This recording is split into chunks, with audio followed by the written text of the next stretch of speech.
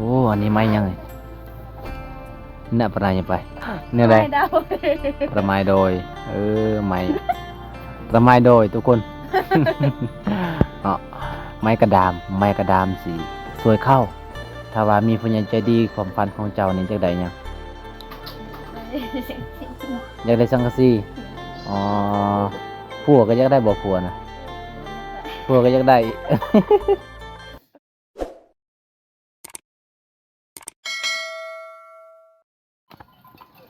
ซื้อตะแกรงมันเนาะตะแกรงแม่ไปแต่งหนาวไปแย่ไปปุ่นเราโอ้ตอนยังแรงทุกคนเลยเขาเจ้าก็เอาควายเมื่อบ้านเมื่อเฮือนเมื่อสานเพราะว่าเอาเมื่อกะสิได้มัดเพราะว่าเฮาบ่ได้มัดนี่ก็คืออันตรายที่สุดเขาเจ้าก็สิได้ตีสิได้ฆ่าทุกคนเลยโอ้บรรยากาศยามแรงสุดยอดหลายพี่น้อยห้วยนี่แหละที่เขาเจ้าไปอาบน้ำทุกคนคือจะเป็นห้วยนั่นแหละ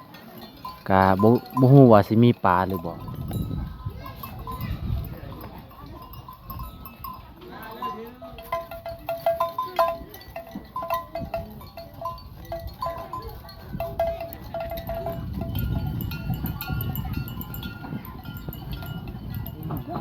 สาวห่านกาสิได้สวยเข้าทุกคน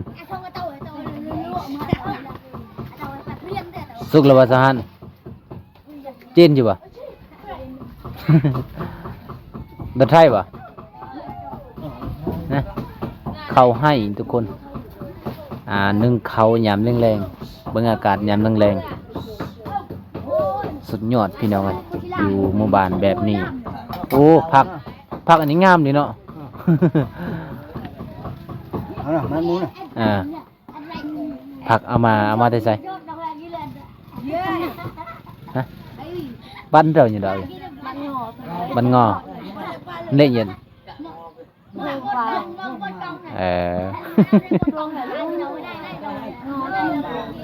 ผักบ้านงอก็คือผักหอมเปย์ภาษาลาวเอิ้นว่าผักหอมเปย์ภาษาบ้านสาวหันเอิ้นว่าผักงอ อันนี้ก็เฮ็ดเองบ่เพราะได้เฮ็ดนี่พ่อจะบ่บ่แม่นซื้อเอาอันนี้ก็สิต้มปลาทุกคนเพราะว่าบ่วงเอาปลามาให้นะเอาปลามาฝากบ่ได้ไปเยี่ยมยามน้องดนแล้วก็เลยเอาซื้อปลาตัวหนึงมาฝากทุกคนแล้วก็เกลือพร้อมโอ้อันนี้ไม่ยังไงเนี่ยปลายังไปเนี่ยอะไรประมาณโดยไม่ประมาณโดยทุกคน เนาะไม้กระดามสีสวยเข้าไม้ขยุงมาเนี่ยนะเลี้ยงป่ะเลี้ยงเดิม อยู่บ้านเฮาบ่อึดไม้ขยุงแบบซ้ำนี่ทุกคนแต่ว่าอยู่บ้านสาวหานบ่มีหลวงเลี้ยงแถวเนี้ยเนาะไม่ดังเลี้ยงระยวงไม่ดังตะดังไปเบิ่งอยู่บ้านค่อยเด้อคันอยากเห็นนะลายอยู่บ้านค่อยนะ อยู่แซ่ว่าสุกแล้วเอาไว้ ตลกหลายทุกคน มายามน้องงามสุดนี่นะโอ้แบบอารมณ์ดีทุกคนเลย ฮะเมื่อคือมันเป็นตัวใด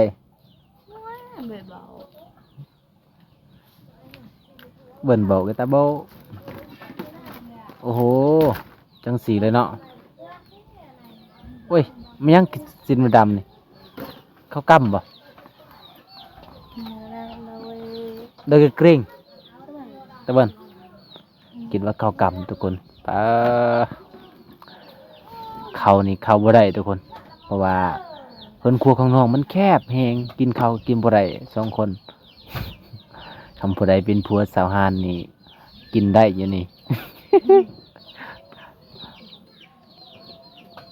สวยจังสีเลย ประมาณจักติบสำนี่นะจักติบสิจริงเข้าบ้านเข้า อ๋อสำนี่แล้วก็2ติ๊บส่วนอีเมเจ้าก็บ่ได้มาเนาะอืมอีเมก็บ่ได้มาอีเมก็ไปหูดข้าวอยู่เฮือนพ่อเฒ่าเจ้าบ่เจ้าคือเป็นหนังสืออันน่ะภาษาลาวเจ้าเรียนหนังสือบ่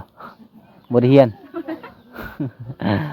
แสดงว่าเจ้าเคยไปเฮ็ดงานบ่เฮ็ดไปเฮ็ดงานอยู่ไส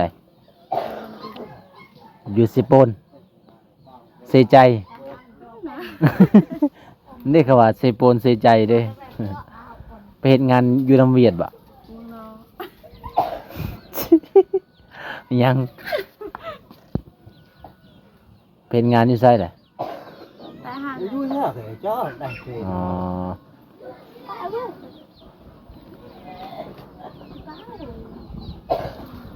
ฮ้อนบ่โอ้เก่งเนาะอันนั้นอีกฮ้อนโกดเอา จะบ่ฮักโกดได้นั่นนั่นเอ้ยทุกคนคำคมสหารมาแล้ว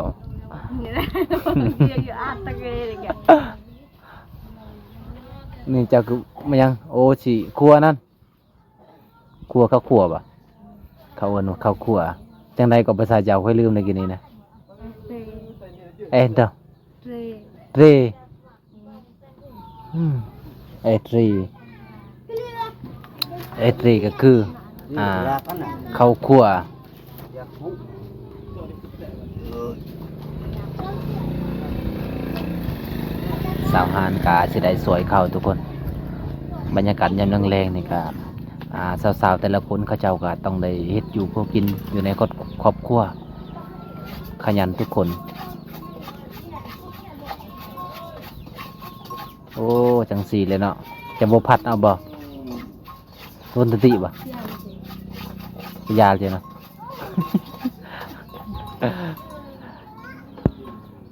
สาวสวยบ้านป่าทุกคน มันก็สิมืดเนี่ยทุกคนอยู่ข้างในมันก็สิมืดคันเฮาเข้าในมันก็มืด มันก็บ่ได้แจ้งต้องได้อยู่นอกจังซี่แหละ กินได้บ่เขานะบ่ได้คลำ อย่างว่ากินแล้วติดใจ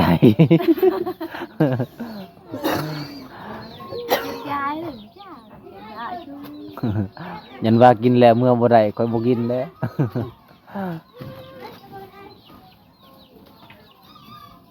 ให้มันเย็นๆก่อนเนาะเย็นแล้วก็สิใส่ติ๊บเข้า2ติ๊บเพิ่นว่าคันใส่ติ๊บเดียวยันบ่มีผัว ต้องใส่ติ๊บคู่ โอ้จังสันโลดส่วนนี้พอเพิ่นก็คั่วข้าวคั่วสิเฮ็ดลาบ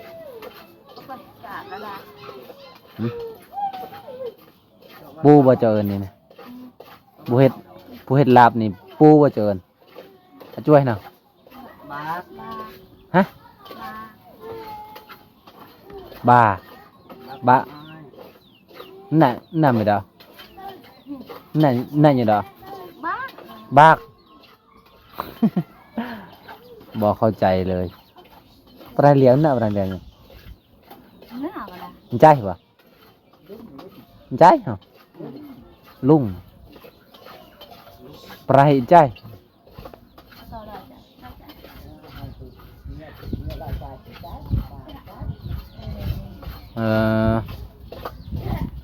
ภาษามันคนละภาษาเลยพี่น้องเอ้ย ภาษาสาวหานก็เป็นคนชนเผ่าคือกันชนเผ่าตรีป่ะ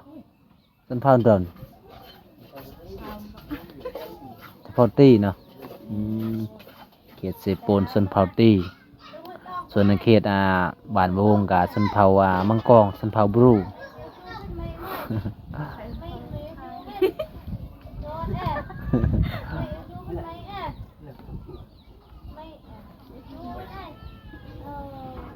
มันเย็นแล้วตียังไม่ได้เย็นบ่ะ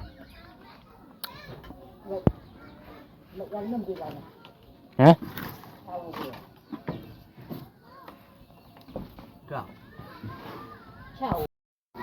ส่วนพอเท่าเพิ่นก็เฮ็ดลาบเนาะพอเท่าเนาะโอ้เฮ็ดลาบเนาะอันนี้ก็คือมักเผ็ดทุกคนเฮ็ดลาบปลา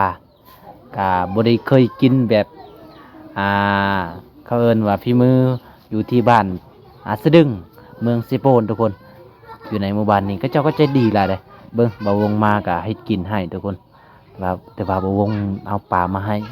แต่ว่าเพิ่นก็ใจดีทุกคนเลยพยายามเพื่อนสารเพิ่นเบิ่งเพิ่นครัวกะน้อยๆแหงสาวหานกะสวยเข่าแล้วก็สิได้ไปใส่ต่อจังน้อยกะบ่ฮู้คือกันนี่ข้าวคั่ว ไม่ว่าเลยไหมก็เอง ก่อนเท่านะจ้วยดอนนะ นี่เขาคั่ว ปานนั้นน่าจะไปเนาะ เป็นลายเป็น เร่งเหรอ เนี่ยจะเป็นเสียง แสดงว่ามันแห้งแล้วก็มันเร่ง ไอ้เขาละเนี่ยเราเขาคั่ว ให้ดำเรียง เนี่ยเสียงเลี้ยวคั่ว นี่ละเร่งฮะ ให้เร่ง เร่งแสดงว่าอันโคฮะ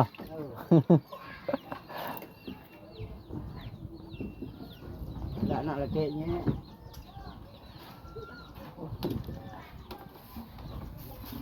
โอ้ปลาเทาเพิ่นเฮ็ดกินเป็นเนาะเฮ็ดลาบนี่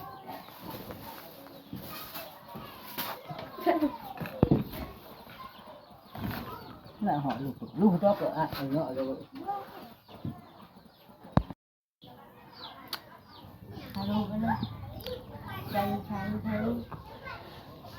มาพี่น้องมากินข้าวน้ำกัน อาหารสาวหันไปหาอยู่ห้วย กินลับป่าพี่น้องเลยเพราะว่าลุงสาวหานกับเฮ็ดลับป่าให้กินแซ่บกินกับข้าวไห้เลยได้ใส่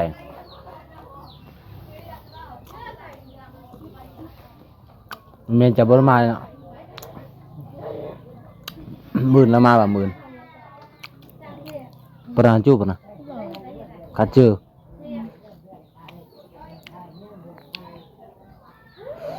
โอ้แซ่บพี่น้องเอ้ยอาหารลาบปาก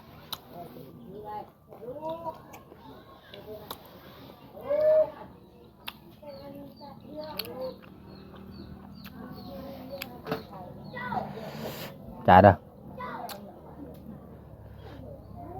เงี้ยเลยเหรอเงี้ยเลย mới cái nhẹ luôn ตัวบนเงี้ยแล้วมันอาจจะตัวบนเรียงจะโดยคักดังตัง sáng chạy nhẹ ไม่ได้ตังคมพี่น้องเอ้ย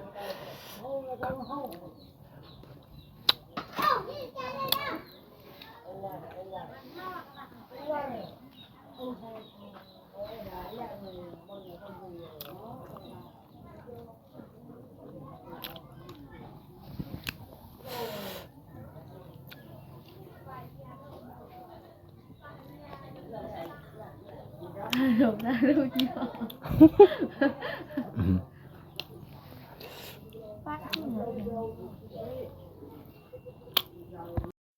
ตอนนี้ก็กินข้าวเรียบร้อยแล้วทุกคนเอาไว้เลยนางฟ้านางฟ้าบ้านป่า chưa thay nữa thay luôn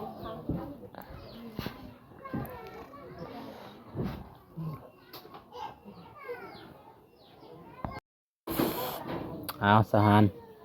ตอนนี้ก็อายกะสิขอกลับก่อนเด้อ ยิ่งเก่งเลยเนาะเจ้าเนาะ เพราะว่าตอนนี้กับสาวฮานน่ะยอเขาให้กินทุกคนมาเป็นครั้งที่สองตอนมาตอนนั้นกะบ่ได้พอน้องเพราะว่าน้องไปอยู่ให้ไปหูดเขาให้เนาะตอนนั้นเนาะก็เลยบ่ได้พอน้องมื้อนี้กะมาพอน้องทุกคนไปยามน้องกะบ่ได้มีหยังสิมาฝากให้น้องกะเห็นครอบครัวของน้องโอ้ยทุกคนเลยเขากะบ่พอกินค่อนข้างจะทุกข์ยากทุกคนกะหลักๆก็คืออาศัยการเฮ็ดให้เนาะสาวฮานเนาะอาศัยการเฮ็ดให้เฮ็ดหน้าทุกคนกะถ้าว่ามีผู้ใหญ่ใจดีความฝันของเจ้านี่จักใดหยัง อยากได้สังกะสีอ๋อผัวก็อยากได้บ่ผัวนะผัวก็อยากได้ เออเอาทุกคนเอ้ยมื้อนี้ก็สิได้ลาน้องแล้วมื้อหน้าก็อ้ายก็สิไปยามกันใหม่เด้ออ่าเอาตื่มบัตร ใจ มีอะไรดีใจบ่ ดีใจ มื้อหน้าแล้วก็อ้ายสิมาหาเจ้าสิไปหาเจ้าอีกไปได้บ่มื้อหน้าน่ะ ได้ ถ้าว่ามีผู้ใหญ่ใจดีอยากช่วยเหลือน้องก็สามารถช่วยได้เนาะเพราะว่าเขาครอบครัวของน้องก็คือข้าวกินก็บ่เพียงบ่พอทุกคนก็เลยถ้าว่าบ่มีข้าวกินก็ต้องไปขอน้ำหมู่เนาะขอนำพี่ไปขอน้ำน้องทุกคนคลิปนี้ก็ขอปิดไว้เท่านี้ทุกคนเลย